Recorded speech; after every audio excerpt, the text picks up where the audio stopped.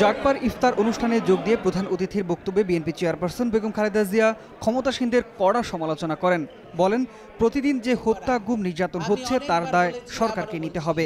এই জালেম সরকারের অধীনে এই দেশের কোনো ধর্মের মানুষই নিরাপদ নয়। মুসলমান, হিন্দু, বৌদ্ধ, খ্রিস্টান কোনো ধর্মের মানুষ নয়।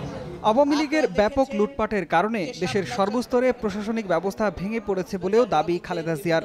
মিথ্যাচার বন্ধ করে তাই জনদাবি বাস্তবায়নের দাবি জানান তিনি। অন্যথায় আন্দোলনের হুমকি দেন বিএনপি চেয়ারপারসন। গুম, খুন, অত্যাচার আর লুটপাট আর মানুষ হত্যার আওয়ামী লীগের শাসন, সেই জন্য এদের হাত থেকে দেশকে মুক্ত করতে হবে। ঈদের পরে আমরা সকলে মিলে ঐক্যবদ্ধ হয়ে অন্যায়ের বিরুদ্ধে, অত্যাচারের বিরুদ্ধে আমরা প্রতিরোধ গড়ে তুলব। পাশাপাশি প্রশ্নপত্র ফাঁস ও রাস্তাঘাটের বেহাল দশার কঠোর সমালোচনা করেন বিএনপি চেয়ারপারসন। আমরা দায়িত্ব নেব। শাহাদাত হোসেন, যমুনা নিউজ, ঢাকা।